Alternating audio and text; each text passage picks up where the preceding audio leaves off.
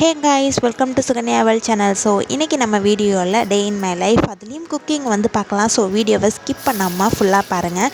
So நீங்கள் எல்லாம் காலையில் எத்தனை மணிக்கு எழுந்திருப்பீங்க? நான் வந்து ஒரு 5 o'clock எழுந்திருப்பேன்.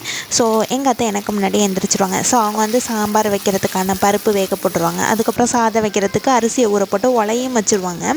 ஸோ நான் வந்து எழுந்திரிச்சு வந்ததுக்கப்புறம் காயெல்லாம் கட் பண்ணி சாம்பார் வைக்க ஆரம்பிச்சிடுவேன். இது வந்து பார்த்திங்கன்னா ஒரு 5 o'clockலேருந்து ஆரம்பித்து ஒரு 6:30க்குள்ளே இந்த குக்கிங் வேலை எல்லாமே முடிஞ்சிடும். 2 நேரத்துக்கும் சாதம் எடுத்துகிட்டு போகிற வாசி. ஸோ 2 பொரியல் என்னைக்காவது பண்ணி கொடுப்பேன், இல்லாட்டி ஒரே பொரியல் 2 நேரத்துக்கும் வச்சு கொடுத்துருவேன். ஸோ எங்களுக்கு எல்லாமே மத்தியானம் தான் பண்ணிக்குவேன். காலையில் அவங்களுக்கு மட்டும் ரெடி பண்ணி டிஃபன் பாக்ஸ் வந்து பேக் பண்ணிடுவேன். ஸோ சைடில் வந்து சாதம் வெந்ததுக்கப்புறம் உருளைக்கிழங்கு ஃப்ரை ஆரம்பிச்சிட்டு அதுக்கப்புறம் ரசத்தை கூட்டி வச்சுட்டு இந்த கேப்பில் அப்படியே வெண்டைக்காவையும் கட் பண்ணி எடுத்து வச்சிடலாம்.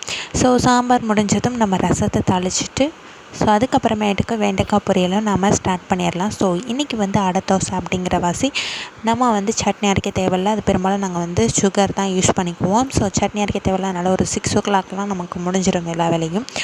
ஸோ அவ்வளோதான். ரசமும் தாளித்ததுக்கப்புறம் நம்ம வந்து வெண்டைக்காய் பொரியலை ஸ்டார்ட் பண்ணிடலாம். ஸோ அதுக்கப்புறம் நம்ம பாத்திரம் எல்லாத்தையும் கழுவி வீடெல்லாம் கூட்டிகிட்டு டிஃபன் லஞ்ச் எல்லாமே நம்ம வந்து பேக் பண்ணிடலாம். ஒரு கப் மில்க் வந்து நம்ம ஆற்றிட்டு கொஞ்சம் நேரம் ரிலாக்ஸாக உட்காந்துட்டு ஸோ அந்த டைமில் நான் ஒரு ஸ்மால் பிஸ்னஸ் ஸ்டார்ட் பண்ணேன், ப்ரேஸ்லெட் மேக் பண்ணுறது. ஸோ அதையும் அந்த கொஞ்சம் நேரத்தில் வந்து பண்ணிவிட்டு அதுக்கப்புறம் பாப்பா நம்ம எல்லாமே குளிச்சுட்டு ஸோ அன்றைக்கி வெள்ளிக்கிழமைங்கிற நவாசி. ஸோ காலையிலே வந்து நம்ம சாமியெல்லாம் கும்பிட்டுட்டு அதுக்கப்புறமேட்டு வந்து பார்த்திங்கன்னா ஒரு அடை தோசை ஊற்றி ஸோ சாப்பிட்றலாம்.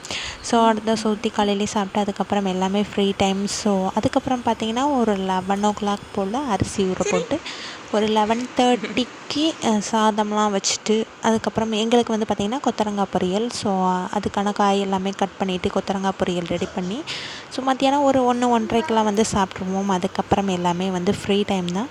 ஸோ அதுக்கப்புறமேட்டுக்குமே எல்லாமே ஃப்ரீயாக போயிடும். அப்புறம் சாயந்தரம் போல் பாப்பாவுக்கு ஒரு ஆப்பிள் வேக வச்சு ஆப்பிளோ கேரட்டோ வேக வச்சு பாப்பாவுக்கு கொடுத்துட்டு அதுக்கப்புறம் ஒரு 7-7:30 போல் பாப்பாவுக்கு மறுபடியும் தோசை இட்லி ஏதாவது ஊற்றிட்டு அதுக்கப்புறம் நைட் எப்போதும் போல் இட்லி தோசை ஊற்றி சாப்பிட்டு முடிச்சுட்டு எல்லாத்தையும் விளக்கிட்டு அவ்வளோதான் தூங்க ரெடியாகலாம். ஸோ பாப்பா தூங்குறதுக்கு ஒரு 10-11 மணிக்குள்ளே அவள் தூங்கிடுவா. ஸோ அதுக்கப்புறம் நம்மளும் தூங்கிட்டு இது மாதிரி தான் நம்ம டே வந்து கம்ப்ளீட் ஆகுது. ஸோ உங்கள் டே எப்படி கம்ப்ளீட் ஆகுது, எப்படி டைம் மேனேஜ் பண்ணுறீங்க, என்னென்ன சமையல் செய்கிறீங்க, ஸோ நெக்ஸ்ட் நம்ம என்ன வீடியோ போடலான்னு சொல்லிட்டு என்னோடய வீடியோவில் கமெண்ட் பண்ணுங்கள்.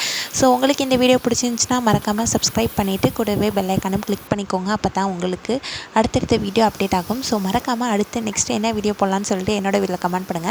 ஸோ நம்ம ஸ்மால் பிஸ்னஸ்க்கும் ஒரு சின்னதாக ஒரு சப்போர்ட் கொடுங்க. So thank you so much for வாட்சிங் மை வீடியோ. Thank you, by.